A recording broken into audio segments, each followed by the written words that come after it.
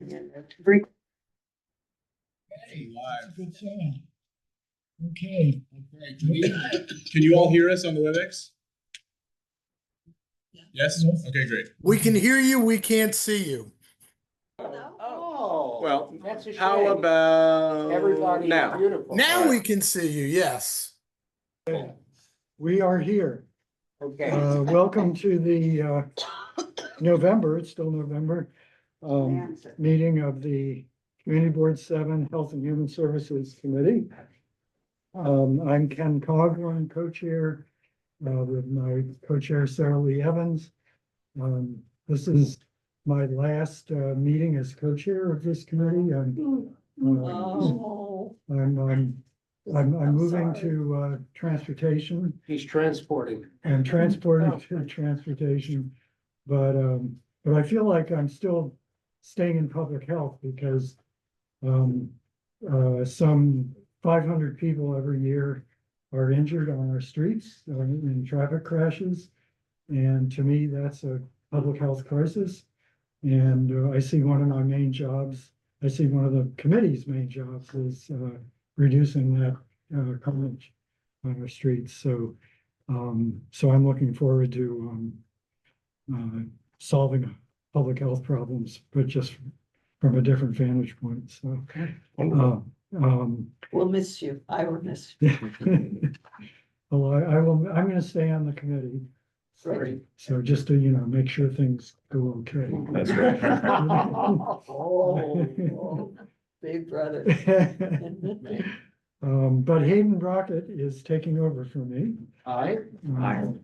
Thank you. And so I know you're in very good hands, and technologically, you're in much better hands. I'm gonna be relying a lot on Sarah Lee and on everyone else with Not a for lot, with a tech. lot more history. Not for tech. Not for tech. I'm happy to do this. So far, so good on the tech. Thank you for the reminder. And as for history, Thank you. I've been on the board for 1 year longer than you, which is not that much history. But there's others with lots of history. History is history. Yep. Okay, so. Very. Do we have to approve the So agenda? first we have to, Approve the agenda. I'm Go ahead. gonna still be co-chair. Go ahead. So we have to approve the agenda, all in favor? Aye. Okay, the agenda is approved. So our first presenters are Evie Silverman and Marcia Biederman of the, and I'm gonna mangle the name. How are we going to have our presenters who are due to present now on What? their, Mount Sinai is prepared to present now. I didn't know we had one signer. What do you, those are two of the three smiling faces you see on the screen there. Wondering what you were doing here. What? You didn't tell us. What? It came Of up, course. it came up sometime. I don't know. wasn't but- on the official agenda. Well, it What? wasn't, Didn't it make wasn't it. on the agenda. But all right. But anyway, we're gonna, would you mind if we, You choose the order. or Yeah, you okay. Find Sorry. out all how right, many we're gonna go to Mount Okay. Sinai first. Why don't you introduce? Okay, So so, we'll save you having to turn around and go to Brooklyn. so we're very fortunate to have with us, first of all, Brad Korn, whom some of you may know, who's the, I think, Senior Director of Government and Community Affairs for all of the Mount Sinai Hospital System. Okay, and a friend of Community Board 7 for a long time. And Dr. Nicole Schwartz, who is waving, who I was fortunate at Brad's meeting of the Community Advisory Board for Mount Sinai West and Morningside to hear her presentation on virtual urgent care.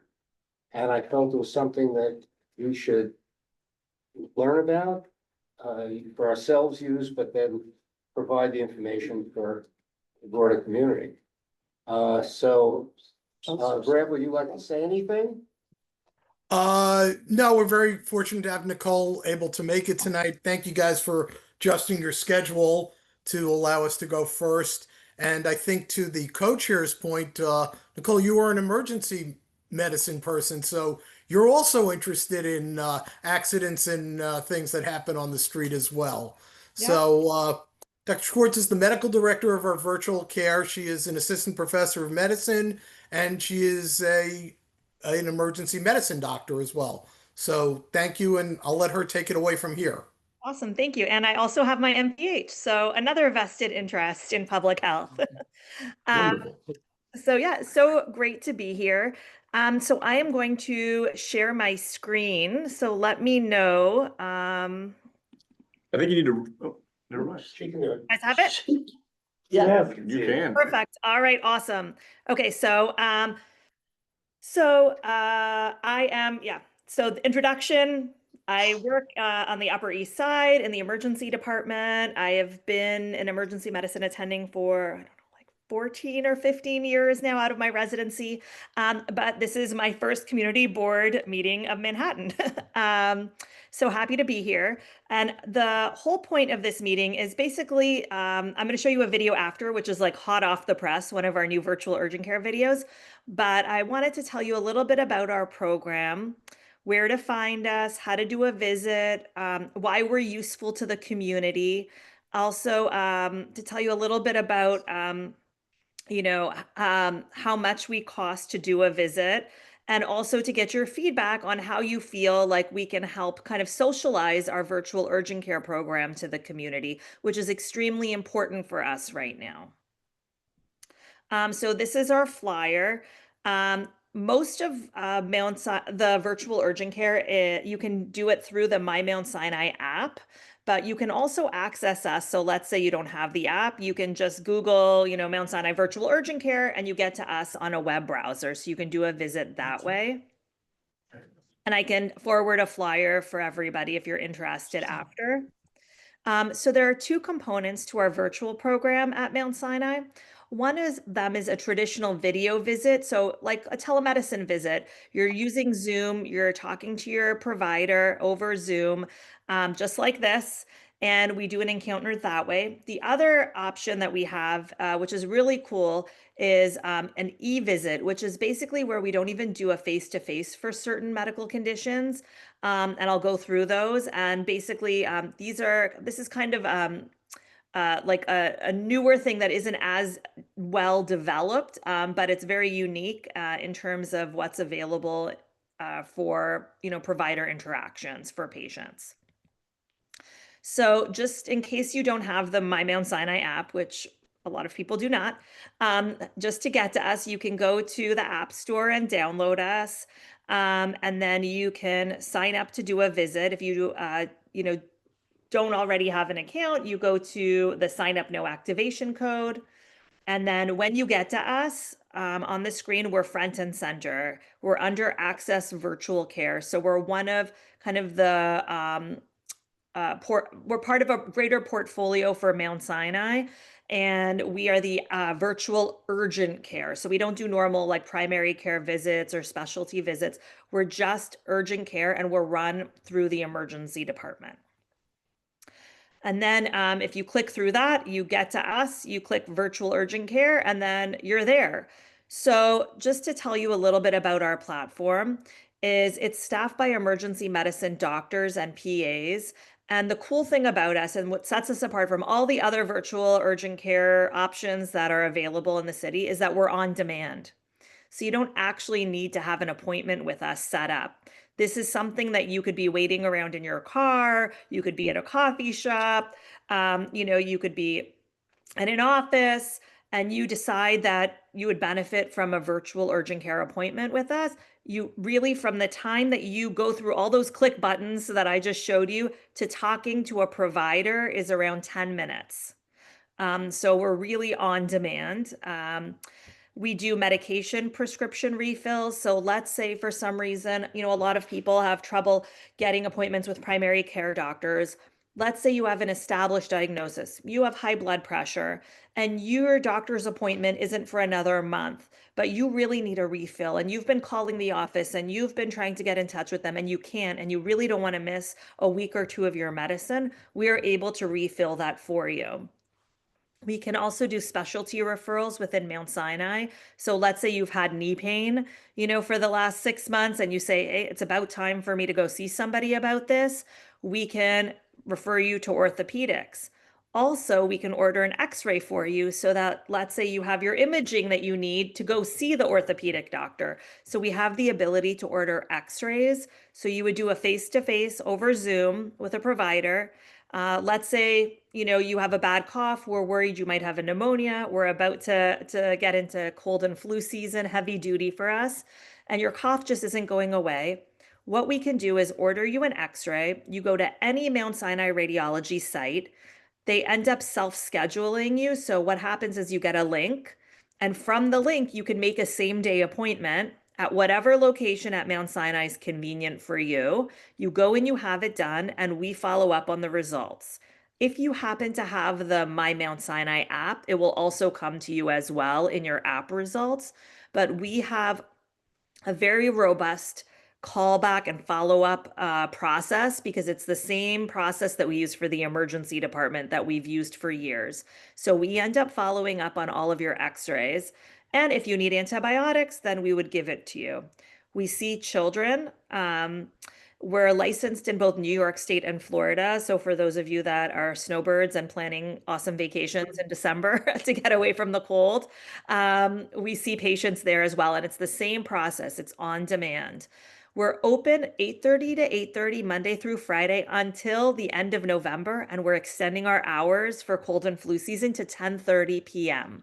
So we're going to be available on demand 10:30 p.m. and then 9 to 5 on the weekends as of right now. And then for cold and flu season, it will be 9 to 7 p.m. So those are some of the things that we do. And I'll play you another video after. So why would you come to see us? So, there's a detailed list here, but basically if you think about going to a CityMD or a walk-in brick and mortar urgent care, or you need to see your primary doctor for a problem and you can't get your appointment, think about us.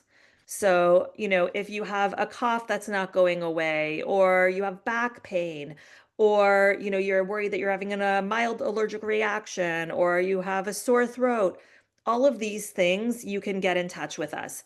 If for some reason we feel that we're emergency medicine trained, so we're trained to look out for very serious things.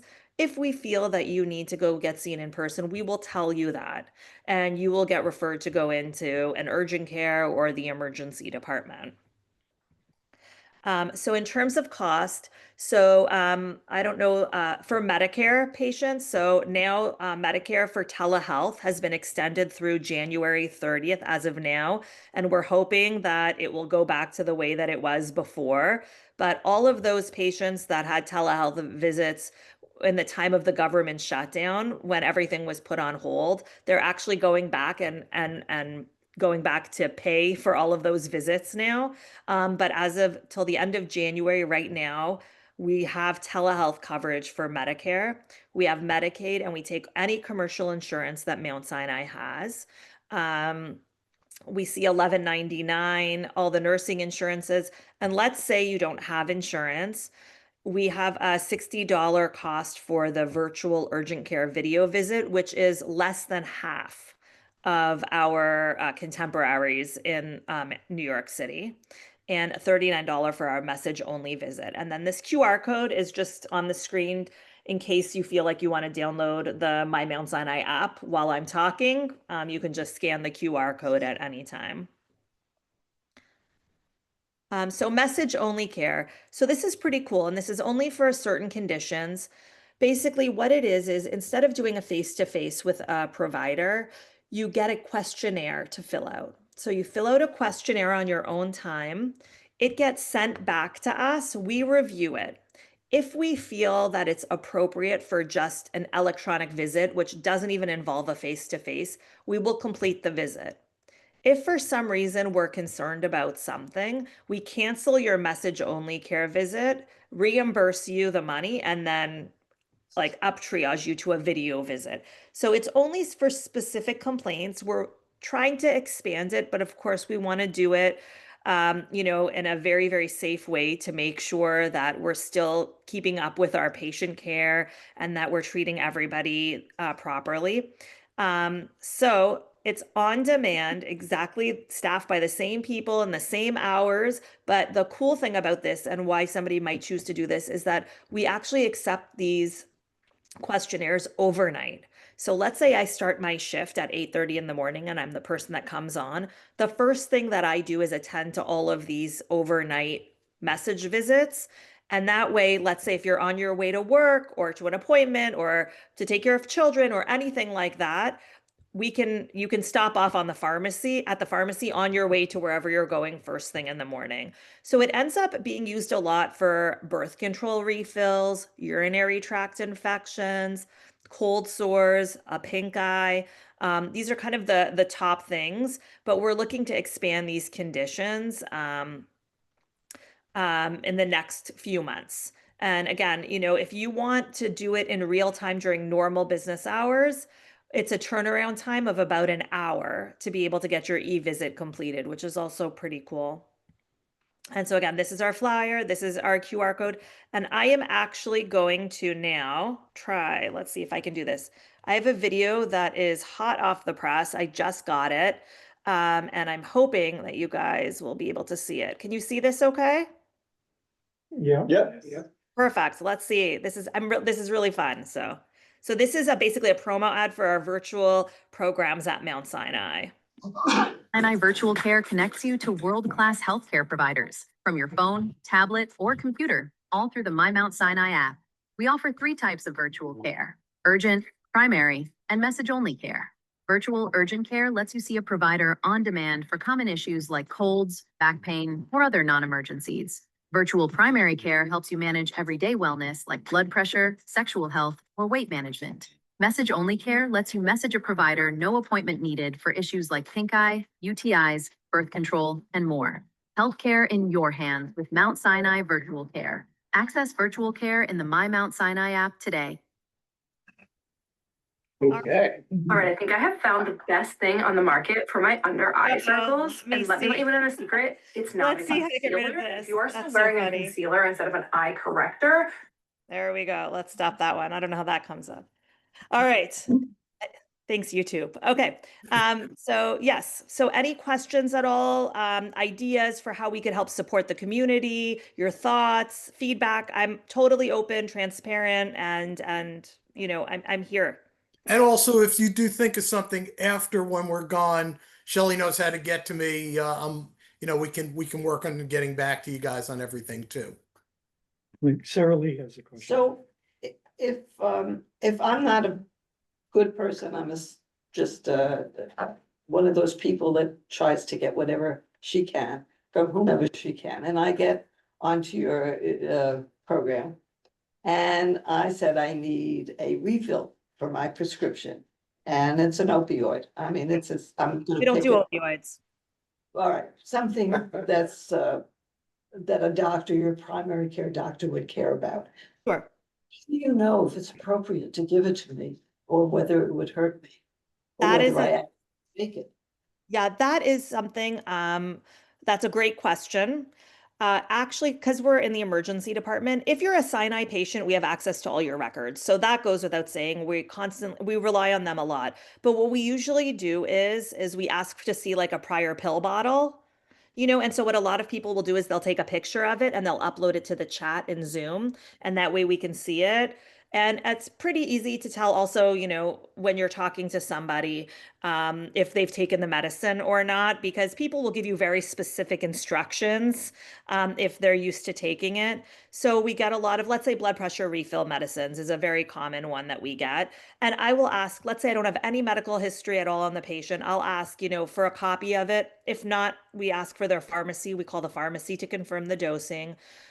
We don't give more than 2 weeks supplies of it. So really the idea is that we're not somebody's primary care doctor. We're emergency medicine trained.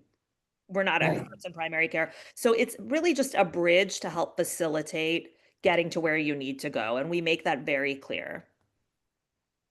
Thank you. Yeah. And honestly, the other thing is we do see a lot of people that will try to, because, it's hard to coordinate and be organized with all the doctor's appointments, and then they're out of the office and all of these things.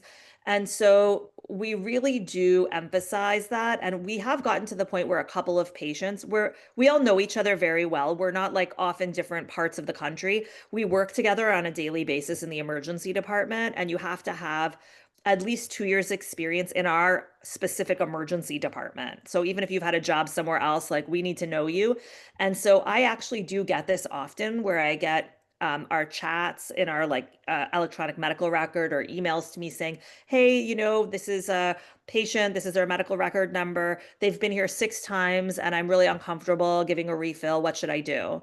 And I'm on call all the time. And I basically will tell them, listen, I'll call them, tell them, cancel the visit. I'll call them. I'll explain, the utility of our service, why we would be concerned about refilling a medication that we think that has happened, a few times and wouldn't be in the best interest of the patient. So we're really, we're trying to be very diligent about how we manage virtual care.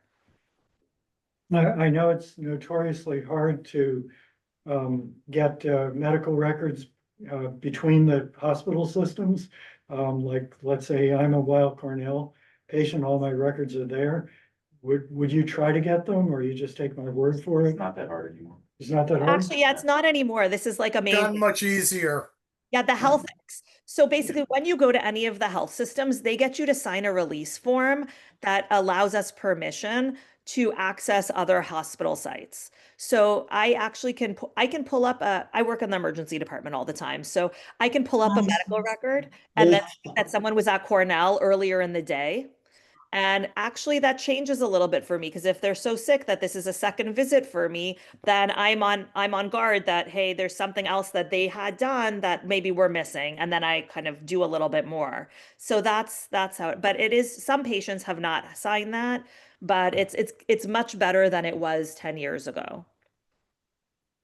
But yeah, we can't unfortunately get medical records in real time on a virtual, to be honest, just because a lot of times it's after hours, people are using us, and it's really tough to get medical records, like you need release forms and things like that. But, thankfully, the way that our EMR is set up right now is actually I can access records from Pennsylvania for a lot of patients or other states. Great. Yeah. Other questions? Yeah. Yes. If I'm sick, I feel sick and I think I have COVID or something else, and I describe what I'm going through, and I believe then if you think it's appropriate, you'll prescribe the medication. Okay? Do you also suggest me going the next day or as soon as possible to an urgent care or to emergency department? That's a great question. It really depends on the situation. So for example, let's say you call me and you have a day 1 of your upper respiratory infection. You just started to get symptoms, you're not feeling well. And you look like, you don't have any trouble breathing, you're eating, you're drinking, there's nothing else concerning. It's just that all of a sudden you're day 1 and you don't feel well and you have a fever. What we usually do is, because we can't do swabs and things like that, we will tell the patient, if you really need to know if this is flu or COVID, you can always get over-the-counter test. So that's one thing. But if we always give great return instructions. So let's say with every discharge instruction, somebody gets a phone number with our PA callback. So it's an actual phone number. It's not like a website or anything like that. So if they have any concerns about their health, and they feel like, let's say it's been 2 days, they saw me, and 2 days later they get much worse. Written out in their discharge instructions is things to look for, what concerning, symptoms they should have, and get back in touch with us. Or they also have a phone number that they can access. So typically we don't send people just as a routine, but I'll give them instructions. So I'll say, hey, if you're not getting better by day 4, because I know that upper respiratory infections, by day 4, you're really starting to feel a little bit better, then I will tell them to go in at that point to go to an urgent care. Okay, thank you. Yeah. Do we have other questions in the room? I see we have one virtual question. Nandita. Nandita, you can unmute yourself. Committee member. Committee Yes. member. There you go. Hi. Hey, thank you guys so much for the presentation as well. I just had a follow-up question real quick on the EMR system. So you mentioned that you have access to electronic medical records for if you've been to another hospital system, if a patient has been to another hospital system. Does it matter what EMR provider they use? Like, does it have to be Epic or does it matter regardless of what system they use? It's Epic. It's Epic. Okay, so you can access EMR, like electronic medical records from any system that uses Epic, but not if they use a different provider. Well, so it depends. It's Epic, so we don't have anything. It's all on Epic for us. But the patient also at some point was supposed to sign like a consent. So that's how it ends up happening. Is that at some point at one of these hospitals, there was a consent that was signed so that we all have access to the records. But yeah, Okay, so does it matter what provider another hospital is using? Even if they don't use Epic, you can still get access to it? no, it has to be through Epic. And almost Okay. everybody is on Epic now. Yeah, for we the all most are part. here in the city. Yeah. So like I access Okay. Cornell's records without any problem. I used to work at St. Barnabas in the Bronx. Like I get a patient from there, I get very excited. So I see one of my old colleagues who saw them. I mean, so we're lucky in New York City that we're all on Epic. Okay, that makes a lot of sense. I appreciate the clarification. It was a great question.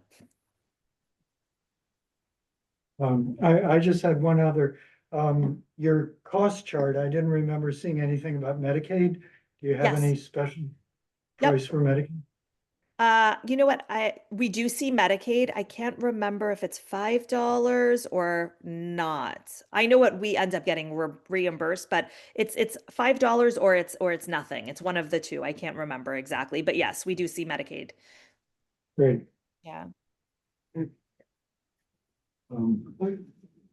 Any other more Our questions? other guest, would you like to ask any? Feel free.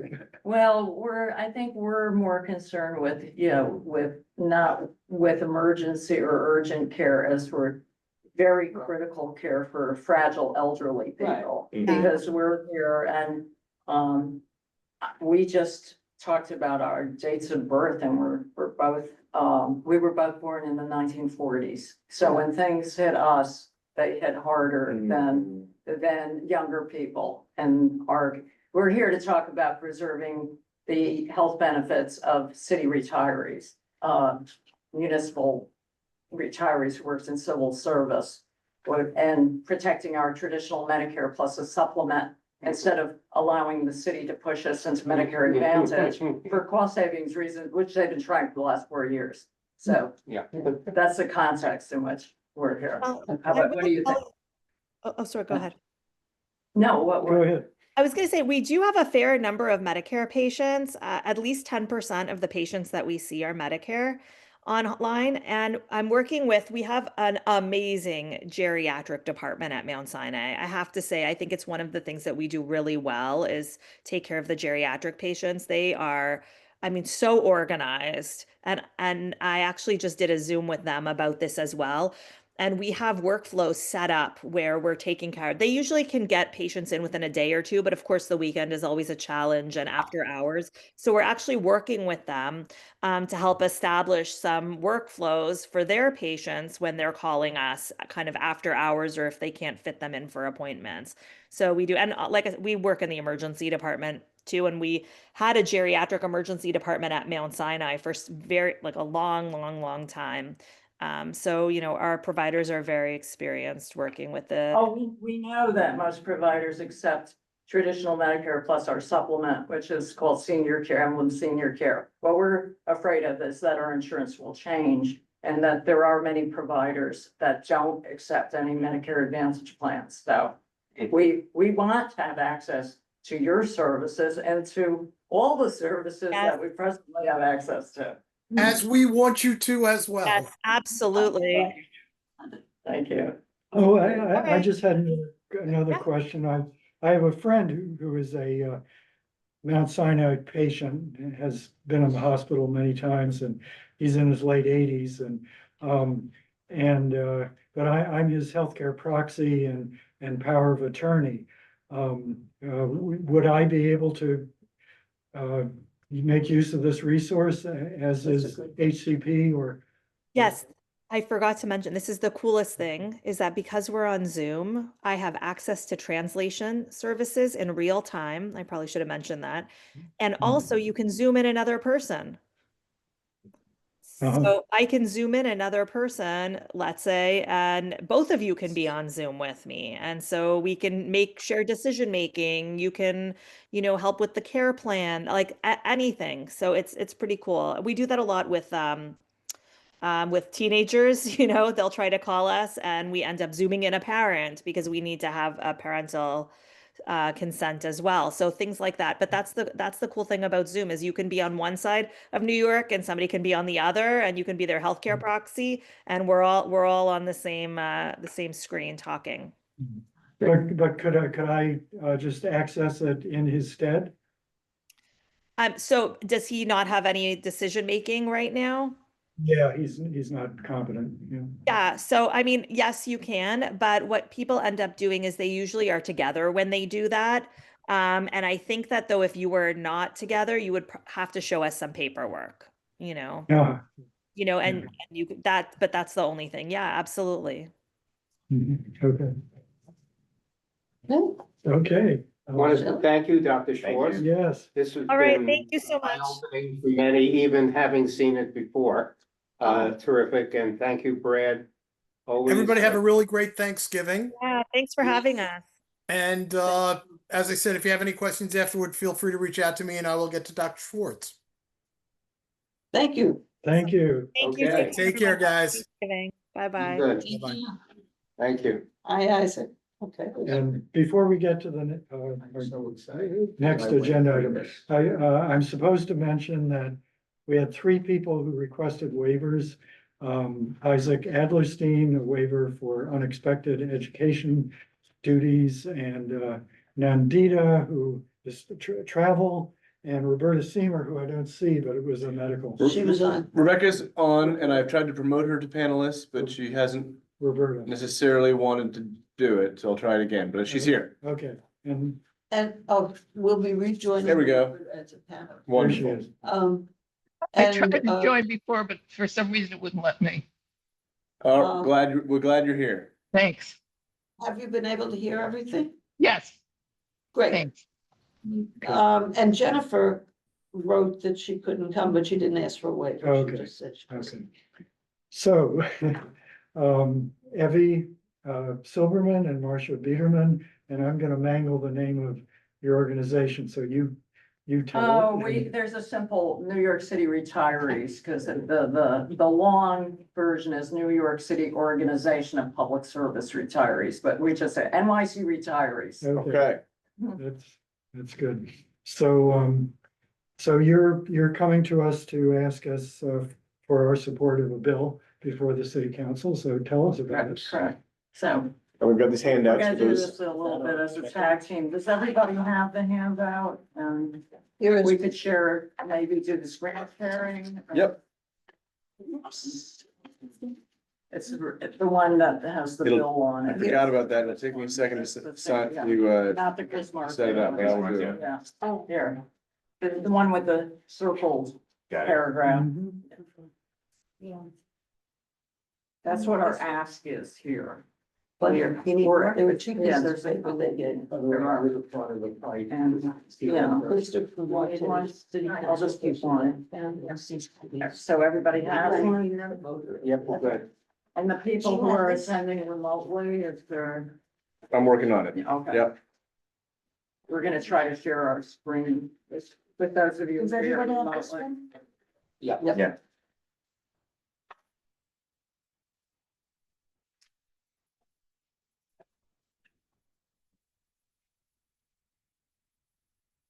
Go ahead and get started. I'll take care of it. Okay, so what we'd like is a letter of support or a resolution in favor of intro 1096. And which would amend the city administrative code. It now says health insurance for city employees, persons retired from city employment, and dependents of such employees and retirees is paid for that's the title of that section. And it says the city will pay the entire cost of health insurance coverage for city employees, for city retirees and their dependents. Not to exceed, and there's a benchmark here, which is 100% of the full cost of HIP HMO on a category basis. That number changes slightly, but it's a benchmark, and the cost of retiree insurance, which is only 20% of our coverage, because 80% of our coverage is Part B, Medicare, traditional Medicare. We're far below the benchmark, so there's no problem with that. But what we would like it changed to is circled here. And it's this Intro 1096 would amend the administrative code to preserve healthcare choice for retirees from city service. The bill provides that the city must offer Medicare eligible city retirees and their Medicare eligible dependents at least one Medigap plan with benefits equivalent to or better than those available to city retirees and their dependents as of December 31st, 2021. And so what we want to do is turn the clock back to 2021, because that's when our troubles began. They actually started even earlier than that, but that was a watershed moment. What happened in that year is that we had discovered through mailings that came to us at very much surprised us, right? That we were all going to be automatically enrolled in a Medicare Advantage plan instead of in senior care, which is the GAP plan, the Medigap plan, that covers the 20% of our doctor's visits that it's not covered by traditional Medicare. So most people, about 250,000 people received this letter from the city and had no idea what was going on. So panic ensued. A lot of people called their providers who said, I don't accept any Medicare Advantage plans. They require many pre-authorizations for procedures or surgeries that I think are necessary for my patients. They delay and deny care. So we were very upset. And luckily, through social media, we were able to organize a grassroots movement, the one that I just named. And we through donations from people, mostly on Facebook, got enough money to hire a law firm, which sued and got a temporary injunction. Then it got a permanent injunction. Then we won the case, because what the city wanted to do at that point is they said, well, if you want to keep senior care, fine, but you have to pay the whole premium. And if you have a dependent who's also Medicare eligible, it was about $200 a month. And like in my household, my husband's also a city retiree. So we're not dependents of each other. We had each earned and been promised that this was going to be our benefit after retirement. It's not going to be $400 a month for each of us. And I had carefully budgeted and postponed my retirement a year later than I initially planned, because I thought I could project my expenses into the future. And everybody's calculations were completely thrown off. But luckily, we won these cases. We won altogether 12 court victories, but we lost the last one in April. We won because of this, what the administrative code says now. We won the right not to have to pay our own premiums, because it says it in the city code, and has said it for decades, that the city employees and the retirees are going to be covered by the city. So charging us premiums was creative, but it was not lawful. So the court shut that down. That survived the appeals at 2 different levels. But the second case, what the city said is fine. You don't have to pay the premiums because it's not lawful. But what we're going to do is give you one choice. City retirees had always had about 5 or 6 choices. Some people actually liked Medicare Advantage and had chosen it, but they were a small percentage of the 250,000 city retirees. So they said, now we're going to give you no choice.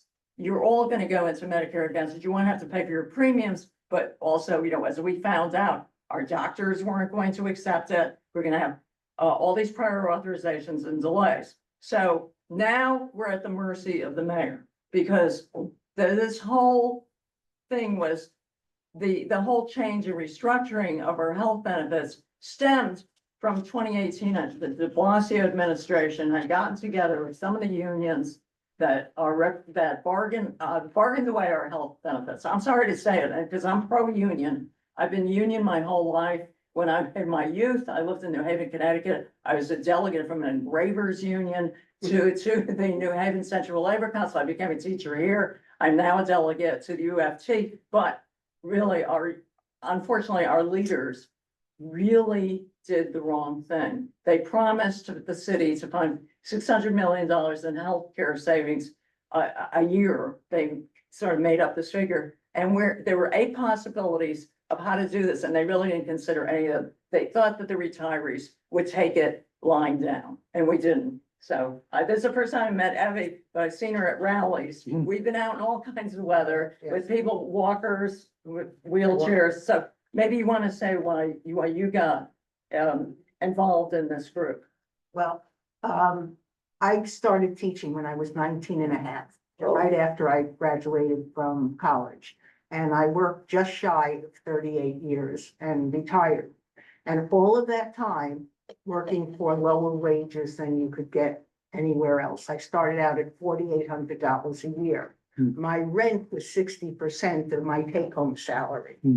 So 38 years later, I retired. We've been promised all the way along, you will have premium-free health care. And it was traditional Medicare and senior care if you chose that as one of the available options. So for 10 years, I had not one complaint about Medicare. And then we get this letter, you're going to be switched to Medicare Advantage. And we all know all of the studies that have come out now about how harmful it is to people. So we fought. And thanks to the New York City Organization of Public Service Retirees, which represents 250,000 New York City public service retirees who devoted their careers to the city of New York. And now the city of New York, mainly the mayor, who has started this, and the city council that refuses to address it, saying it's the mayor's job to do it. The mayor says it's the head of the city council to bring it to the city council. So we're caught in this and have been for over 4 years.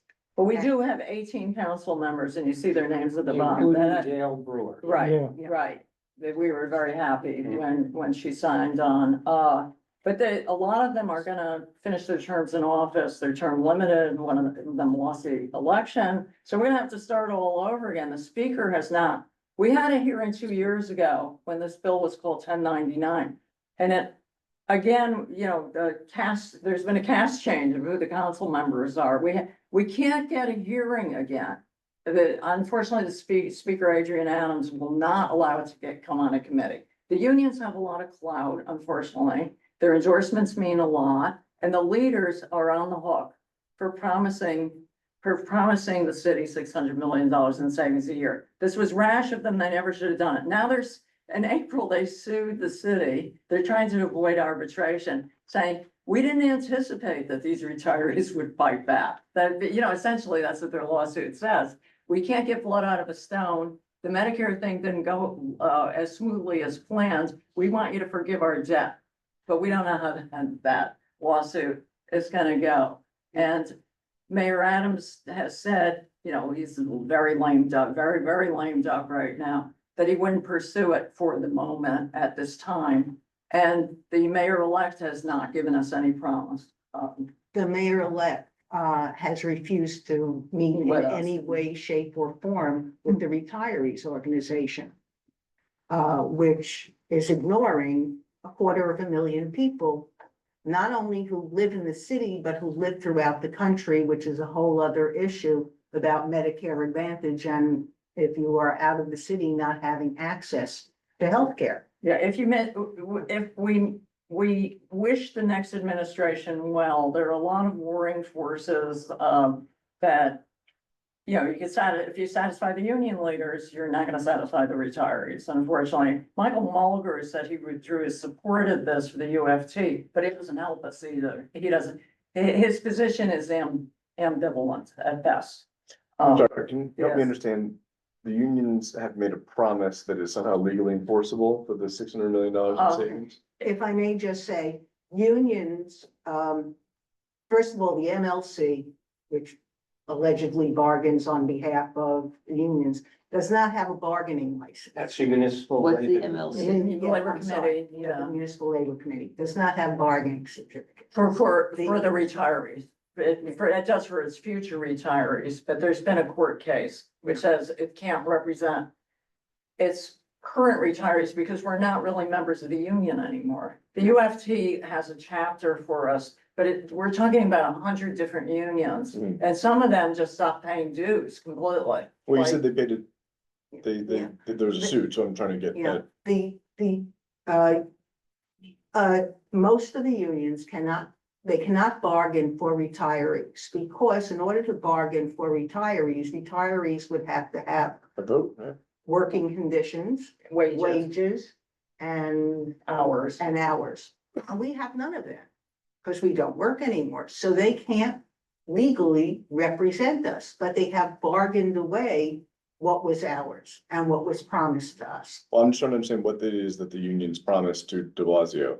And that you said. that they Yeah. were- They promised it was- savings of $600 million And then a and year, then there was a suit which was recently. taken out of the rent stabilization fund, which they misused and used it to give raises to active workers. I would say that the health stabilization fund that they used as a cookie jar and had nothing to do with retirees, was an unregulated. There weren't many clear rules about how it should be used. And at the time it happened, Juan Gonzalez was eminent journalist, was a columnist for the Daily News, and he said, this could be trouble down the line. Even so, I think we could argue different legal, whether it was lawful or not lawful. It's unclear. The position of our group is that we are not we're not represented by the Municipal Labor Committee. Okay, I'm a victim. I was a victim, getting this letter. And the only solution, we had to call the, all these different Office of offices. Labor Relations, yeah. And they wanted to know if we had something else, which was none of their business. And it was really complicated. The worst part for myself and for my wife was that we were told, if you don't plan for it and sign something up over the summer, you're not going to have anything in the fall. And so we did, knowing that we could pull out of it. Well, we did pull out of it, but someone messed up somewhere. So I had money taken out on, from United Healthcare for 9 months till I threatened to sue. And it took about 6 more months and I got my money back. But it was very complicated. Nobody I know who was retired from any city agency wanted Medicare Advantage once they had any idea what the effect was going to be. And when it was sold off, it was a part of a contract negotiation, and we were never consulted. That's right. You know, Yeah. and there are chapters, I was with the UFT and, and then with the CSA. So we have retiree chapters, but there was no consulting, and no one said anything, and then it hit us in the head. You don't have a choice. And so I think this will give us some strength legally, because it will be an administrative code. And I thank you so much for being here. There's one other thing that Bring this to us. sorry. There's one other thing I would like to add. Because the retirees organization has won 12 times in court, and this last time I was actually at the hearing up in Albany before the appeals court. And that's the one that we just lost. but there were 13 causes of action. And Judge Frank only ruled on one cause of action. So although we lost that one cause of action, he kicked it back to the appeals court, which is, No, excuse me, the Supreme Supreme Court. Court, The yeah, Supreme Court. Yeah, it's in New York, it's reversed. The Mhm. Supreme Court. The is lowest lower court, and the yeah. appeals is a higher. He kicked it back to the Supreme Court to rule on the other 12 causes of action. So even though we lost 1/13 of it, there's still the rest, and we've won by unanimous decision on 12 of the lawsuits. Yes, So I'm also a city retiree and got the letters and everything. And what happened is that everybody at my previous agency, city planning, all of a sudden, people I never heard of started this incredible distribution list going back and forth or whatever. Also includes people's birthdays by now. But it was universal, as you said, that people were opposed to this.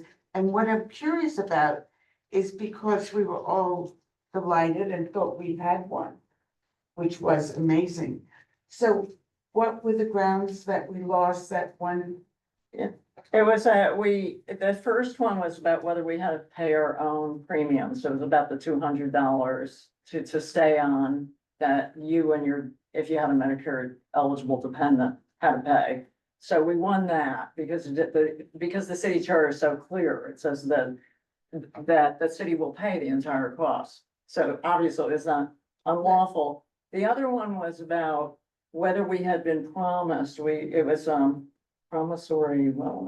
estoppel. What is, yeah, estoppel, promissory estoppel. Do we have an attorney here or somebody just knows? Well, I read the article about it. Okay, that's correct. It's basically week one in contracts, anyway. Okay, yes, yeah. okay. Well, everything hinged on that. So the Court of Appeals felt we didn't have enough evidence.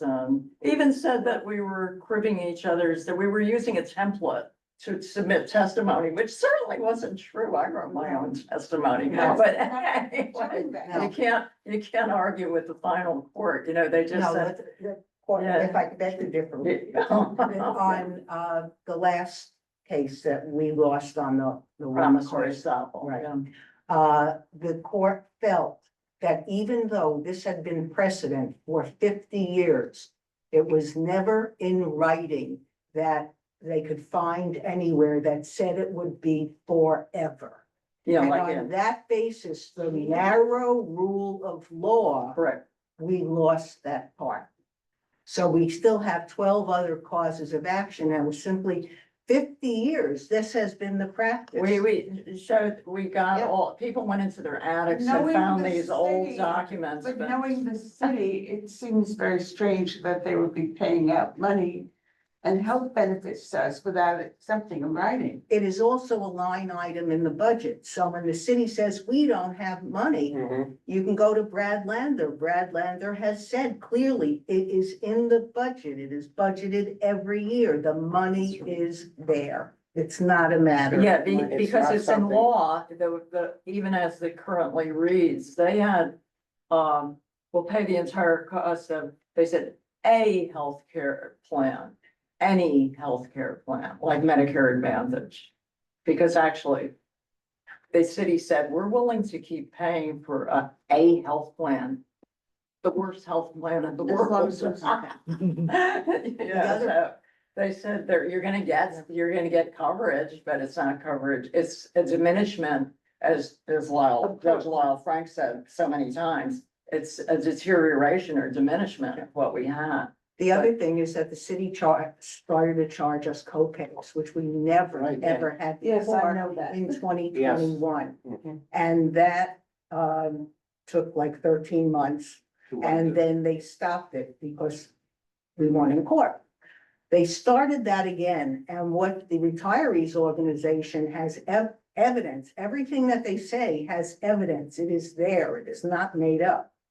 That the city imposed co-pays when we wouldn't pay a premium. And so what happened on their tables is that the actual premium for Medicare and the supplementary plan went down when they had the co-pays. It's a backdoor, And when backdoor the premium. co-pays were lost, Yeah. the premium went up again. So this is what we are dealing with. We just wanna revert back to what we had and not have these creative ways of charging, passing costs on to us. And we're entitled we're- to and so- earn. I want to be the devil's advocate. What's the, what was the initial reason to choose Medicare Advantage? Was it to save money? Is that the Yes, protection? to yes, save they money? do say it's cost saving to make good on the promise of the municipal labor committee to find those cost savings. There were 8 alternatives, but the easiest one to do was just put the retirees on Medicare Advantage, you know. And then is there a projection if this, I have two other questions. If this bill, is Marte still in the council? Yes. Yes, So he's not. so he's he can running still- for speaker, So he can right? still sponsor it. And then if this bill passes, is there projections on how much it's gonna cost the city versus the alternative? Well, 2 things, they say that we're budgeted for it, and secondly, Marte would Well, also. I know they were budgeted Yeah. for it, but like, Yeah. It there's has- only a certain amount of money, so Okay, like. no, no, if it this- has to be- if this increases healthcare costs by $300 million, whatever. No, $10 well, million it's only, it comes we're from only somewhere else. 20%, it's only 20% of our doctor's office coverage. Yeah. Like when they were gonna charge us, it was $200, yeah. Right, right. So, 80% is Medicare. Okay. Right, and but you pay your own Medicare premiums, or the city pays your Medicare They premiums? reimburse, all city, they have not stopped, That's that's standard. not affected, Yeah, okay. yeah. The But no, that's city's a, supposed to that's a pay, good question, because you're thinking retirees are very sick and use. That's what I'm saying, like, They, right. yeah, but we, like everybody, we all paid in with our Yeah, payroll sure. taxes, so we have our Medicare, but the problem with Medicare is it only covers 80%, so Right, people right. look for either a gap plan or a Medicare Advantage. That's the way to cover the other 20%. yeah, and it's up, the city is senior supposed to plan pay is up what to we the, had. Yes, that's a gap plan. But we didn't name it as senior care because Emlyn could go out of business or they could Right, rename the right. product, so Yeah. we just say an equivalent to On what our we had. card, to- it says senior care. Right. So I have a couple Adam- questions. Oh, yeah. Roberta has been, yep. Yeah, I have a couple questions. I know that a couple of years ago, we discussed this, I believe it was in 2022. That this was brought to our attention. And this is not just teachers, it's all the retirees, the city retirees. Yes, So I would recommend we write a letter to, I guess, the city council, the mayor, and the speaker. thank you, that's what we're asking. Because I believe we had a resolution. I'll have to go back and look, but I think that Oh, we you can, think you already did, yes. We can That- do a that sounds- I think we can Yeah. do a letter signed by the co-chairs of the HHS committee. yeah, we're asking for the letter to go to the speaker and the mayor so that this bill can be brought before the city council to have them discuss it Right, and vote on it. but we also sent it to our city council reps. Right, that's good. Sure. Yeah, it's great. I had actually, Roberta, I drafted, not knowing this, I drafted a resolution which can easily be, Yeah. reworked into a letter. No, I'm we're- glad to help we work it into a letter. Okay, I don't know whether you could bring it up, on the screen, it's in the drive. I will try. But, it's fairly short. They, their organizations gave me some, letters Yeah. and resolutions that other community boards Yes, have yes, passed. I think one of them was 5 in Manhattan. I saw that, yeah. And, so based on those, I just created my own. Excellent, thank you. Is the risk for the politicians that if they support this, they're seen as being against the current union membership? Is that still? Not the Yeah. membership, the No, just the leadership, yeah. Mhm. And that changes from time to time. I The know sometimes leadership, people are no longer there. yeah, Henry Garrido from what District 30, DC 37. DC 37. DC 37 has been in office quite a while, and he's not that old, and now he's on he's the head of the transition team for Mark Levine as he becomes comptroller, so he's not going anywhere soon, I think. I don't know. Michael Mulgrew was recently reelected, and they have been the two, the two strongest, advocates. Harry Nispoli from the sanitation union he's retired. And Well, the Yeah. other thing to understand is with the municipal labor committee, it's a weighted vote.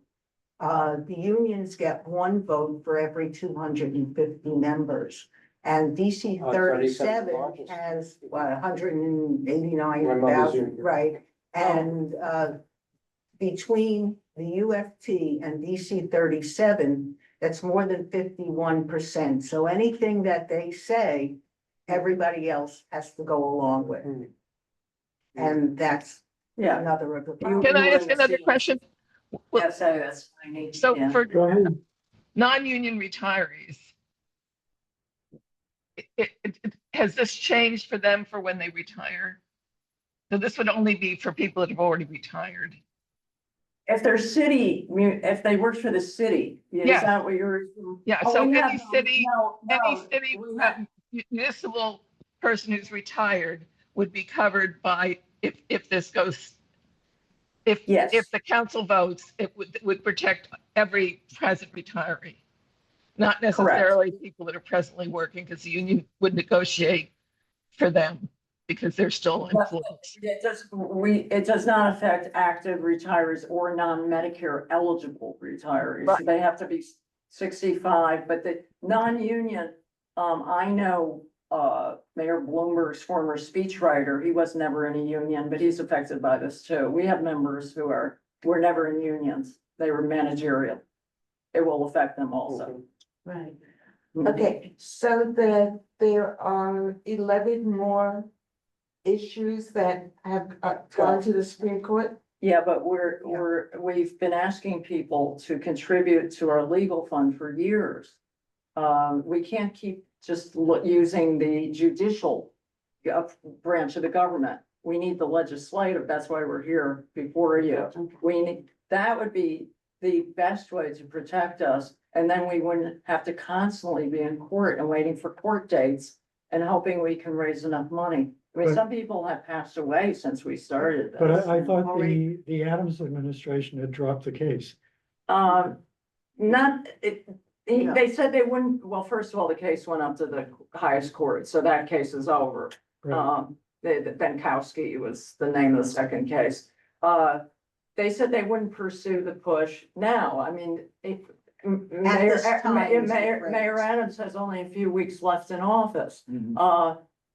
So it shouldn't be up to the pleasure of the mayor. There could be another person become mayor, the mayor-elect could have a Sure. medical emergency. Sure. I mean, this shouldn't be left up to whoever is mayor. Right. We feel it's not right and that the city council should address it. And if they just make the charter clearer. We think the intent was already there, but they have to spell it out Right. to protect us. Right, yeah. Can we Um, vote to support this? Yeah, it's, we need to vote on a letter, Roberta? Well, We if you should. want a resolution, Yeah, it's fine. you should still get a vote. Hold on. Roberta, sorry, you had said that there already was a resolution on this issue? I don't know that there was, but there was a discussion in 2022.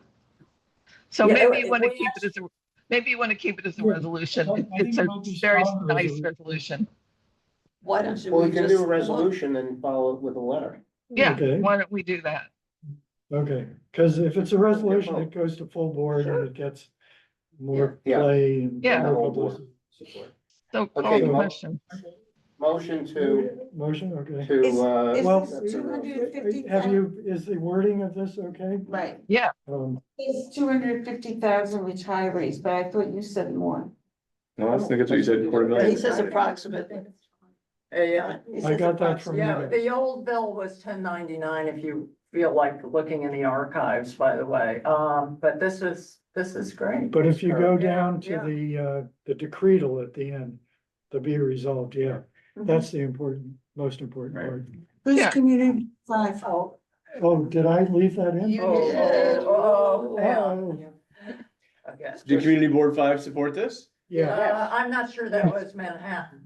Yeah, was- 1, 3, 5, and 9 Okay. have signed Oh, off. some of the So we letters. need one more in the, Yeah, we have in the all series letters of for of Manhattan, odd, of because I go to odd Brooklyn. bullet, odd bullets. I go all over Brooklyn and Even Queens ones too. don't- I just was in Brownsville and they gave us a letter last week, Okay. so. So So- let's call the question. Sorry, Okay. one second. ma'am. It says ten That's got a ninety-six. question. You said it was 1099. The old one was. The old The old one, one. yes. Ten This one ninety-six. might get- This is ten. This is This one is 1096. 1096.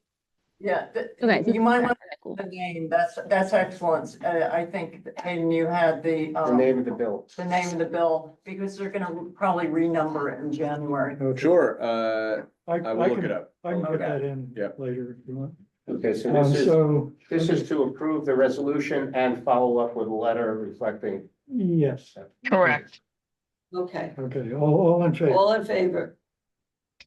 One, two, And what three, about, and Roberta's in favor, what about the others? 6. This is Uh, Melissa online. I'm in favor. Oh, good. I think we got I- unanimous support online. Thanks, guys. You can put your hands down. We got them. We got, Everybody. yeah, okay. That's 9. Okay, 9000. thank you so Thank much. you, Appreciate it. really Thank appreciate you it. very much. Have a good. Oh, has summer Sean ride. Abreu, signed on? No. No, we will And make it. then, So the letter should go to Sean, it should go to Sean, 18. Eric, and Gail. The letter should go to Sean, Eric, and Gail, as well as, Eric Archer. Mhm. as well as the head of the city Yeah. council and the mayor. We've made many Adams. calls to Yeah. Sean Abreu and everybody else who hasn't signed on. They know us because we're always emailing. And so you wanted to go to the speaker Yeah. and to the mayor. Yes. So And we will our, send, and our 3 city council reps. yeah, It'll go to the new mayor because our next, no, it won't. It'll go to the old. It should go to both. It should go to the mayor-elect and the mayor. Yeah, okay. All right. Thank you again. Thank you so much. Thank you for Our, coming. our full board meeting is December 2nd. Yes. We'll vote on Where it. this will be voted on there in case you want to come. You don't absolutely. Oh, yeah, so thank you. Did you hear that, Abby? The full board will vote on it December 2nd, so. Yeah. If you feel like One of coming, us, you one know of us that. will be here probably for the. It won't be in this building though, No. so we should, You could check our website, the Yeah. Community Board 7 website, and like where it is. It'll be. on- Yeah, I've been all over the city, so I'm sure I'll find it, or Evie will come. It's just if there are any technical questions, like. Yeah, we usually try to be at the full board meeting. Great. Okay. Yeah. Thank you. Thank you. Thank you, guys. Happy Thanksgiving. thank you, You you too. too. So just one final Holly. item of business. We have our community planning fellow here. Yes. Polly, and your last name is Zhu? Yes. Zhu, okay, Polly Zhu, who's a MFA student, graduate student at the New School for Social Research, or the New School. And she's going to be working on developing an idea that both Michael and Shelley had simultaneously. Or they both independently had the idea, which is to develop a resource, social services resource guide for this neighborhood, a comprehensive resource guide, both online and in print, that we can make use of. And so why don't you say a little bit about who you are and what you're hoping to do? Yeah, sure. So I'll give a brief self-introduction first. So my name is Polly. I'm currently a MFA student in transdisciplinary design and civic service design at the New School. My undergrad was in sociology at Columbia University. So my trajectory has been, from social sciences to kind of applied social sciences to the public services. And that's what kind of drew me to this fellowship program with Fund for the City of New York. Through this program, they select 20 graduate fellows to be placed with different community board or like borough offices to work on projects and in support of the local communities. And it's my honor to be placed with Manhattan Community Board 7, and I'm really excited to like support the need of the community and our community specifically. Yeah. Holly, we have a terrific guide for the seniors that was done with our senior task force and State Senator Brad Hoylman Segal. So when I get your email, I can email that to you. And there are also several other guides that I can email to you. I'll start a thread here now. Thank you so much. Yeah, that sounds great. Yeah, and actually so when I saw like the project proposal, I was like also trying to like scope it to and like better understand like the context and scope it well. And then through like desk research, and pulling out the demographic data and everything, it came to my notice that the senior population or the aging population in this community is like greater than average. Right. Yeah. We're the third highest district in the city. And we're getting older every day. Yeah. Every day we're getting older. Wouldn't have it any other way. So I feel like this is like one of the biggest distinctive characteristic of this community. Because I read in the proposal that like the community wanted like a comprehensive guide on services that support like different demographics, especially the vulnerable populations. Like mentioning, the youth, senior population, and also the people on like food benefits and homeless population, like a lot of different variety of populations. So I was like also trying to understand like the kind of priorities and like how to kind of build like more targeted plans for the study. So to like go more in depth and really like have a real impact. And then it came to my notice that like the senior population is indeed like one of the most prominent like component of our community. And I would love to like delve more or like deeper into kind of the lived experiences of this group and like the needs, day-to-day needs, especially pertaining to like social services, the use of social services, and how we could like better enrich their experience and also like fill the gap of whether it's like information or access to the information and like information dissemination, like on all different fronts or different steps of the process, and like fill those gaps as needed.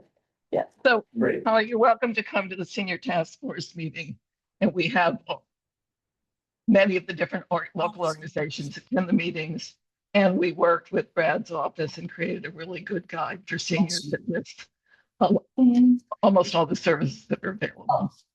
So I will invite you to our meetings are the second Thursday in December at 10 a.m. on Zoom. Sounds good. Yeah, thank you so much. Yeah. Yeah. And they ask us to have a liaison to the fellow, and so I've asked one person to sort of be the point person, so I've asked Shelley, and he agreed to do it. So I don't know, maybe we could talk a little bit about where Polly begins now, like what her next step should be. Okay, well, you've begun to do research on demographics. Yeah, because so a little bit of like background on the timeline of this fellowship. So I think the midpoint comes in January, and then the final deliverable would be finalized by the end of March, and the presentation will go in April. So like even if like we were onboarded like in October, like it felt like a longer project, but then still like we're working with limited time frame, especially considering there's a big holiday in June. So like, to realistically scope this research, I'm like trying to understand, like, I feel like it's important to understand the priorities when it comes to population and then aspect of, the gaps you're seeing as community members in social services. Yeah, to be able to like deliver something concrete in good amount of time. Yeah. And things pop up, so certainly the past few weeks, food insecurity became very high and where people can go. And the fact is, although some sheet was given out many years ago, But it doesn't. most people don't know more than 1 or 2 locations, where there are 17 in our community district. And get, food, whether it be, packaged food, meals, a combination and so on. So we really need to, so things pop up, but they would have been taken care of anyway. But I think the senior situation, the food insecurity issue, housing, information and support, and access to social services. I speak to people all the time and others do. They know what they need, but they don't know where to go. Someone who has worked his whole life called me and said, "Oh, what do? I have no income yet, the first time in my life. I don't get Social Security yet. I'm 2 years before Social Security. And I've never gotten any benefits from any place otherwise, and I have no new income." Okay, and this is someone who was a jeweler, who was going to shows in Las Vegas that's over. So I called someone in Westside Campaign Against Hunger, and he's getting public assistance. He's going to get SNAP, and he's going to get access to other things that may be available. But most people have no idea where to go when they're in a situation. They're embarrassed by it. I know him a long time, and he said, "Please don't tell anybody, but this is my situation." And he's not an exception. There are many people who reached a point where they don't have access to employment anymore. And they don't know what to do. Just That's one of the advantages of our local electeds who provide phenomenal service for people for food benefits, housing, etc. That's the place to go is to, like, so Michael Asher has a social worker that comes to his office, I forget how often, and Gail Brewer has one too, so. Right. I think those are the good places to start. The social workers would be good. Also, the Ryan Health, which is a community health center, they came and presented and they. Health services. Yeah, they have, but they also have, most of the medical centers now have, applications that link people with, social services also.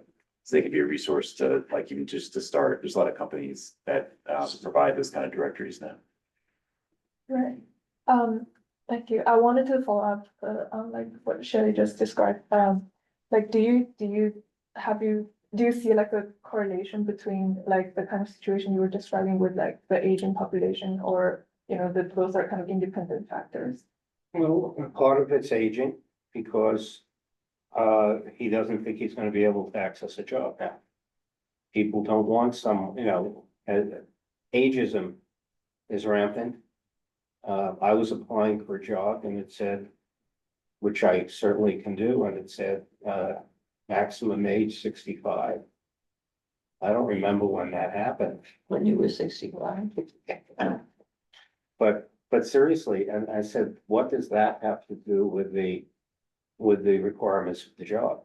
You needed someone who was older and wiser more than anything. So that's one issue, and people just get, there are limits. There's retirement and there's forced retirement. Okay. And we don't hear about it that often because people don't advertise their situations except to their friends or people close to them. I think it's a major issue? I think there's a need, there are 29-year-olds who don't have any source of income. I get these calls all the time, so I'm dealing with it. What do we do? For seniors, there's a lot of possibilities. Okay, just say older adults. But if you're under 60, try getting housing. You know, it just doesn't exist. Okay, and Okay, but what you're doing is widening it to universal problems, which makes Yeah. it very difficult to right, deal with. right. Stay within the lane of Yeah. 65 and over. No, I don't not think that's necessarily. necessary. I don't No? think, because the No. idea is for a comprehensive social services guide. For the whole- everybody? for the Well, and whole Roberta district. said there already is a good guide. Well, no, There it's are- not I for will- Seniors. for seniors. There, Right. Gail has a good guide, Brad Brad has a Wells. really good guide. Levine has a really good guide, so I think we should look at those guides and then use those as a jumping off point. Also, Hunter College Food Program has updated the food resources in the community, and I'll share it with this committee. I shared it with the senior task force, but they have updated it to make sure that everything was You understand what I'm saying? I know exactly what you're saying. Nandita, you had a question? I just don't want. Yeah, I wanted to follow up with something Roberta just said. You mentioned that everyone has guides on their website. We can update our MCB7 website to link to those guides, or we can like, you know, have a page for like food insecurity, where to go. right. We do. instead- We've added the Okay. Hunter Food Guide is on the website now. Is that well advertised? Is there ways that we can I advertise? don't know. I didn't know it was there, and I accidentally bumped into it when I was trying to log into the. Okay. If guides exist, who has them? You know, and are they up to date? And if you call, you still have to contact each agency and say, it says here that, do you provide that information? Right. I've called people who, heard, will, get someone their Medicaid, a replacement Medicare card. And, no one did it. The agencies didn't do it. We don't really do that. They don't really do that. And it goes on and on. You have to be able to get on, online and to do it yourself, but many people can't, Right. you know. The information I'll send is up, whatever I send you will be current and up to date and recently researched. Great, great. Yeah, I'm happy to like kind of add stuff to the website too as needed. Because I have the Wix credentials for that as well. Nandita, tomorrow I'll find it and I'll send it to you. Yeah, perfect. But I And the think that's a challenge is- great idea, and we should have the Brad's senior resource guide there too, because it's really wonderful. What was that, sorry? I was just saying, like, nobody knows, but most people don't know what community board 7 exists, you know, so, Right. or who our Right. elected officials are, so it's also. Exactly. One of the They don't know issues where to is, go. right, so we're figuring out where to do it, do you put it? do That's you- the big issue. Right, do you Once we put it get all like, to get information. the grocery stores to. We've like, suggested doing it, Michael, we've suggested doing it on the, you know, the kiosks that tell you things that are happening in the city, Oh, yeah, that's great, Yeah. yeah. you know, like so, a public that's- service announcements. oh, Yeah. Yeah, that's. The a great housing idea. committee meeting was on that. And this Yeah. committee was on, Yeah, This one. I've seen it. on the, Yeah. kiosk. Oh, Yeah. well, I think the hope is that this But it will, goes by so this will be quickly. become so That's. comprehensive, and it'll be kind of the go-to resource Yeah. for the whole Then you- district. then you have to And it'll help publicize it. elevate community board sevens now. Mhm. Yeah, If, exactly. you know, so. I just wanted to share a little bit from like a service design perspective, like for us, like when we are facing like a challenge, like a issue, the definition or like challenge, defining the challenge, the problem is equally as important as like coming to the like intervention kind of. So like it's completely like normal that it feels like right now we're also like trying to define the problem. Like, Mhm. yes, we see how, you know, like many people are not informed of, or they're not aware of those kind of information, either because of the lack of availability of this type of information, or because of the lack of accessibility. There could be many, touch points where, we could intervene to ultimately like resolve this. So like, yeah, I guess my plan for the scope of this project is to, before, the major holiday season starts, like try to advance on like defining the challenge and the problem, because that's kind of like, the most important, the critical first step to find an effective intervention. Yeah, like targeted intervention. So yeah, I guess for me, I would like to better understand, like for me to proceed with the problem definition, like what's kind of like a good way of collaborating or partnering with like this committee, and also the senior task force out here. Like there are many different like organizations, or The senior task force, Roberta is the person who presides over it, I guess. She's the head. She's the head, Mhm. and it meets on Thursday morning at 10 once a month. And Yeah. it's very good. It has representatives speak from all the different service, or many different service agencies.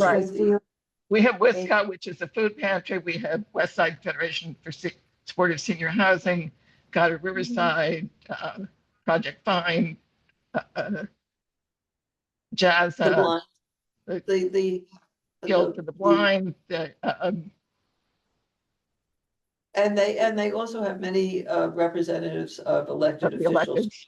Right. Yes. Yeah. Maybe you could put Polly on your agenda? Yes, I said I would invite her to the next meeting. Oh, okay, good. Great. Our meetings last an hour, and we do a round robin, so it's a good way to meet Right. people. Yeah.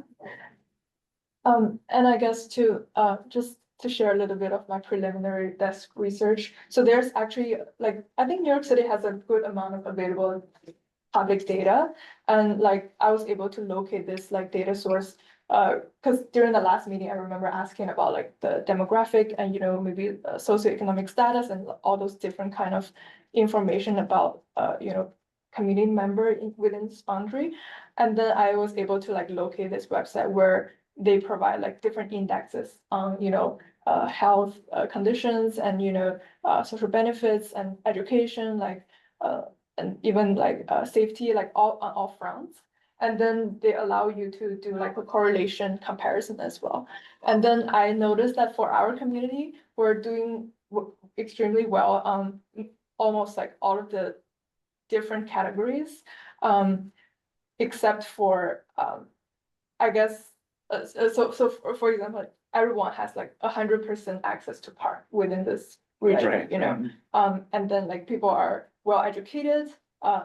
Like over a quarter of the population here receive a higher education, meaning like graduate school or more. So not only just like bachelor degrees, basically. But And we also, have several underperforming public schools. So even though we have a high education level, we have 3 or 4 underperforming schools. And we have to be aware that when the median income is high, but we have large pockets of poverty. So we can't judge what we're doing by the average.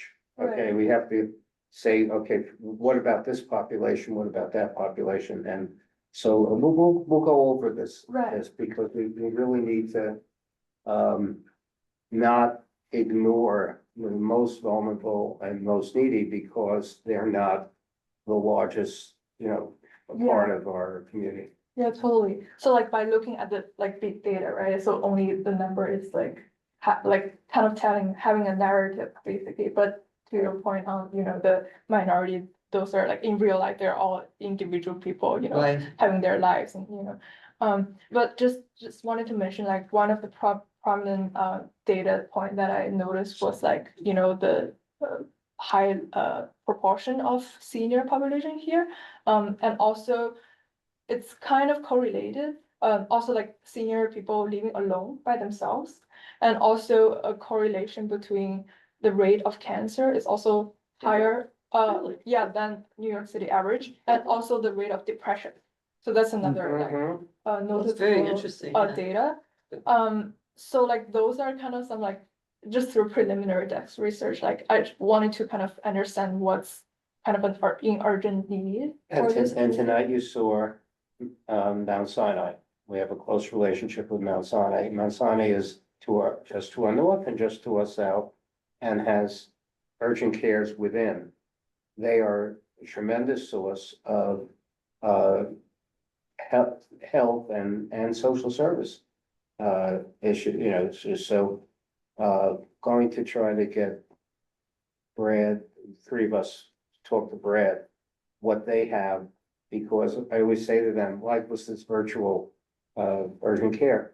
Well, this is great, but who knows about it? And there's a lot of good services I've come across taking patients places. I said, wow, they do this great thing. Who would have known it? And so someone who doesn't have an advocate or doesn't have someone who knows, doesn't know. And that's It's why. also hard for a person who's not sophisticated to access it. Right. The way it was described tonight. I mean, you need to be fairly adept at using the computer and, You could use a finding your phone, way. but you have to, someone has to explain to you what it's all about, or Right, guide you, if you're not. And one of the problems is that the older population did not grow up using electronic. electronics. Yeah. And a lot of them have problems with it.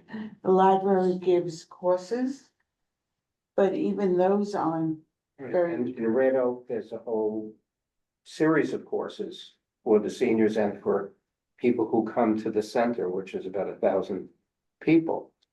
But not everybody. I think the wants to take- JCC on 76th Street also gives school. But if you take the total number of people who need it. Right. To function. and These are those people who getting- did not grow up with phones or laptops or the whole idea of the internet. And find it difficult to access or to use, period. So the services may exist, but that doesn't mean they're being utilized to the best or highest Mhm. extent that they can. Yeah. And that's in terms of disseminating the information, Mhm. you have to keep that in mind. That technology is very useful, and then what about people who don't use the technology? So you said that this area has a higher percentage of people who are seniors, a higher percentage of people who have cancer, and a higher percentage of people who are depressed. Is there a correlation between the fact that they're older and those other two factors? Older cancer, yes. Yeah. So on that, so maybe I can share the website if like you're interested, because it's really great source of data. Do we know where the But- cancer, where the cancer is Clustered? isolated in certain communities Unfortunately, within this community? the granularity is just to the boundary, like the border of the community But it'd be district. nice to narrow it down, because we know that there are high asthma rates in certain parts of the community, but not in others. Okay, what's So this is the website is called data2go.nyc. Data what? Data to go, like two as in like number two. Oh. Data2go.nyc.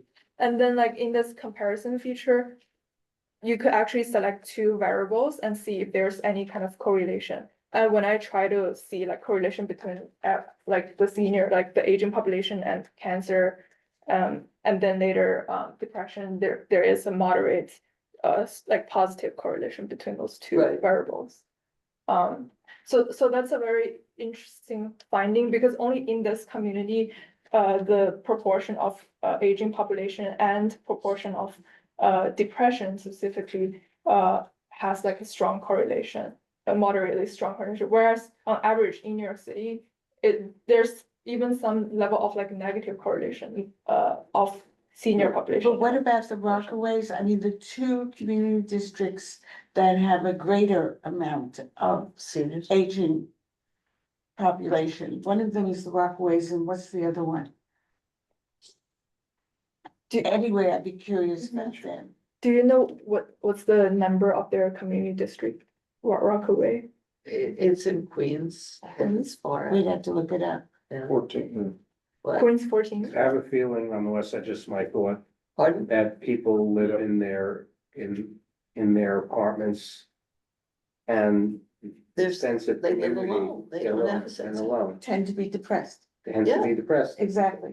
versus people who live in communities with more private houses and small buildings where people come in contact with each other more, Well, meet that- each other more. Just people who live with other people, period. That too. Yeah, good point, good point. What a Okay. wonderful advantage we have to have you for these next few months. think- Thank you so much. Nandita has a question. Oh. Sorry. Nandita? Yeah, yes. So my question is about, we talked a lot about how seniors don't use technology as much, and so it's not necessarily the best tool to reach out to other seniors, but what is the best tool? Does word of mouth work, or is there a lot of isolation that word of mouth is also challenging? So the senior centers have reach out to their seniors within their a containment area. And then we have NORCs, and the NORCs all have social workers, and many of them and they also have nurses, from visiting nurses, that provide healthcare. So you have at different parts of District 7, where you have really strong presence of both NORCs and senior centers. But you also have people that tend to stay isolated and be more remote.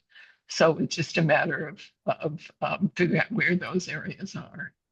I'm not sure. Yeah. So Okay, that's really helpful. Thank you. Yeah, those are great questions. That's going to be, I guess, the topic of my research for the next Right. few. Exactly. I guess just one logistic questions before we close up this. Yeah. I kind of wanted to understand kind of whom I should be in contact with in terms of like progress on the project, and because this project will keep on evolving. So it might be defined differently as of today in a few week times. Like, when I ask my, I'm like, your liaison, okay, and as things develop, if we need to engage the right, groups, we'll do it. yeah. So when I ask my, like, the supervisor from the foundation, like, they say that this is a consultant-client relationship, and that, that's how they define it, or this is set out to be. But then I'm wondering, like, if I'm seeing like a possibility of how this project is evolving, like, do we need to hold this kind of everyone's present consultation No. for it to be No. like, No, but if you'd like to come to Share any what you're doing, meeting, that's fine, but. and if you I- think you can get something from Yeah. us at the It meeting. might be a good idea to Then come like at the midpoint in January, and then maybe late February, early March, when you're, about to, Right. finish it up and before you do the final, Yeah. to meet all of us, but you should be in touch with Shelley. yeah, On almost an hourly basis. Oh, yeah, at least, maybe half. So we meet once a month as a committee, mhm, and it's the fourth Tuesday. Or Yes. Tuesday. And you are welcome to come to Yeah. any of them, right. any of the meetings, and ask whatever questions. Right. And maybe I could share my like update on the project Sure, and receive your that'd be feedback great. as well. Absolutely. Because I want it to be relevant to, Sure. to you and to the community Sure. community's need, and yeah, so that it will have a real benefits to Right. our people. You might also want to go to the Youth Education and Libraries Committee meeting, just to get a sense of what they're dealing That's a with. good idea. Other end of the spectrum. And I just say, everybody on the committee, if something occurs to you that should be in the guide, please let Shelley or Polly know. Yeah. And I'll do the same. And Polly, I think maybe you know, the first order of business should be to make appointments with, our council members' offices, Gail Brewer and Sean Abreu. And maybe Brad Hoyland Siegel, I don't know, he's not gonna be around too much longer. I would do it with Micah. Maybe Micah, yeah, Micah Lasher is the state assemblyman. And Shelley, I'm sure could smooth the way. How can I do? Yeah, So before we leave, could I bring up something? Yes. Just very quickly, we finished? Yeah, thank Thank you you so so much. much. Yeah. We tried to come up with the various topics, I and my co-committee chair.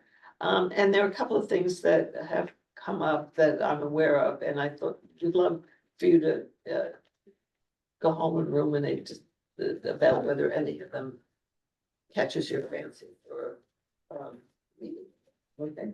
So one of the things is that Alex Crawford sent, I don't think it was Jeffy, I think it was Alex, about, the borough president's office wants to know if we would like to have a presentation on the city preparedness. I think it sounds terribly dull, but Ken and Hayden Is seem that to have preparedness for better sense. emergencies? City preparedness for what? Disaster. Emergencies, Oh. whatever emergency, I don't know.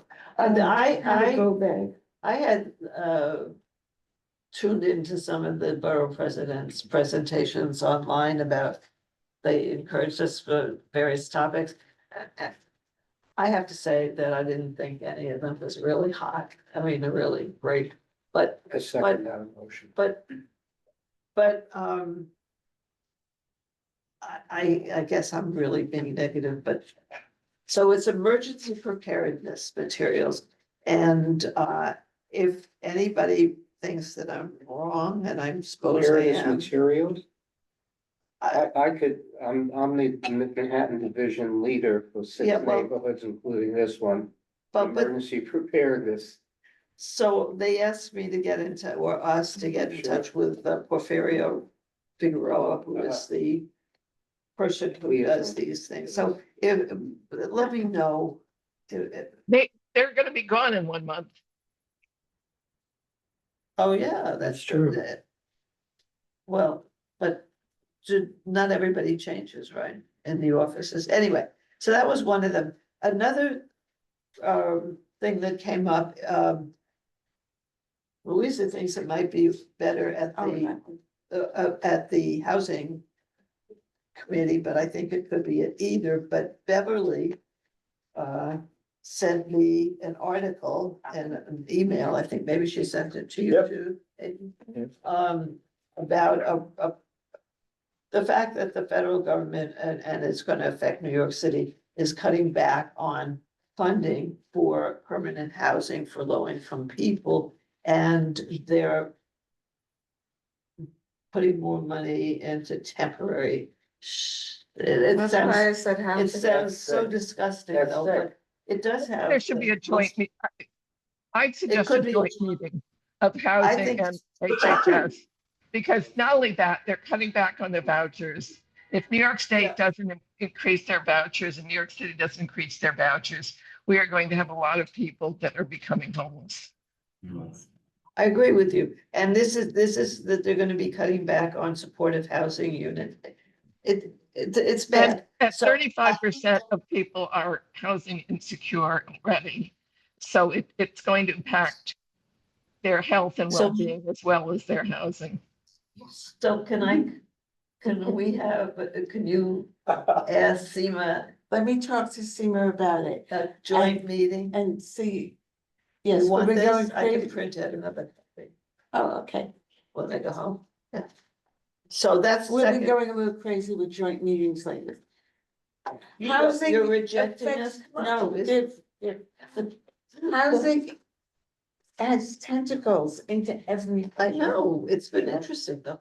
So, and then the third thing that I thought I would bring up is, Doug Lyman's mother is of a certain age where she needs a lot of assistance. And she's in a rehabilitation home, the one on 106th In the Street. Jewish home. Yeah. Yes.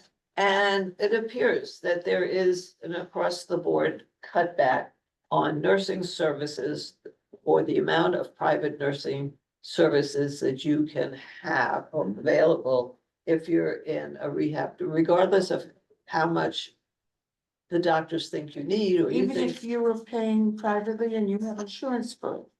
I think maybe, but I don't know. I just know that Doug talked to me for 30 seconds. And I think that Shelley knows a little about Well, it. this would be people who are on Medicaid and Medicare. And there are Medicare. major cutbacks coming. And the Medicare reimbursements. Right. Have to be handled by the governor Yeah. and a committee and. So I that's think happening. maybe if we talked to Doug and got more information and then followed up on that, it's another possibility for a meeting, because I think that since we're in a community that has so many aging people, it might be relevant, right? And we'd like to do that with the senior task force, Yeah, in conjunction with the senior task force. okay, Now, Doug knows an elder law attorney who's local. She's Who on could talk 86th to Street, us. named Iris Piquel. oh, yes, I heard who that name, Has That come to sounds great. Community Board 7 Yeah. meetings and might be Yeah. willing to. great. That'd be good. So those are three ideas that I had. I would like to urge everybody to come with better There was the other ideas. idea about the street homeless, still like talking to people at Goddard about was it Goddard somewhere? One of the service Goddard. agencies. Goddard Riverside. Goddard Riverside about, They do the outreach. yeah, For the area. right. That And was they, one they thing. come often, and I'm sure they'd be glad to come again. That'd be another good topic too. 'Cause that And, was- and that another was- good topic would be to have someone from Ryan and Mount Sinai come and talk about the cuts to Medicaid, Medicare, and how it's going to impact our community. Well, we had them come a few months Yeah, ago. They Ryan were was really there. wonderful, but I Yeah. don't think they focused so much on that. Not on the It policy. just, what? Yeah, they're not so much on the policy, which really just on the Right. medical aspect. of it. Right, Well, it hasn't impacted them yet, but it's going to impact them. So maybe Right. like in the spring, have them come. so we have some ideas for future meetings then. Yeah. Some of them better than others, but what should we try for next? Yep. Oh, next month is just Christmas, right? It's right It's the after, 23rd. it's right before 23rd. Christmas. Wow. HHS often doesn't have a meeting in December. Yeah, Yeah, I should we? moved that week. Pardon? Could we I do moved to it cancel. earlier? Or we do it earlier, yeah. Yeah, no, we, Well, if you do it earlier, then you bump into other committees right. unless they're. If- if canceled. And also, it takes a while to get in touch with these people to put this. I would say if you don't have any pressing agenda Yeah, items, let's. Right, you might want to just. because getting someone to come and talk Yeah, 2 days that's what it- before Christmas. Yeah, is- exactly. I mean, So- forget We about had us tough enough showing time up. today. Pardon? We had a tough enough time today Yeah. before Thanksgiving. so- Right, well, we don't Right. even have half of the committee. Exactly, that's what Yeah. I'm saying. Right, so should, Okay. do we have to do something? Is there a requirement that No. we check? Like, No, you just put on the website that they'll put that there is no HHS meeting in December. So tell Alex. Just you tell tell Just our- ask Alice or Jesse. Yeah, Okay, so, thanks for tonight and have a fabulous holiday Yeah. season, Yeah, thanks. Thanksgiving and See you, Jen, right? Christmas and. All right. Happy We'll- Thanksgiving, Motion happy to holidays, adjourn. happy Hanukkah. Happy All in holidays. favor? Aye. Thanks, everybody. If Have a you great come to holiday. the parade on Thursday morning.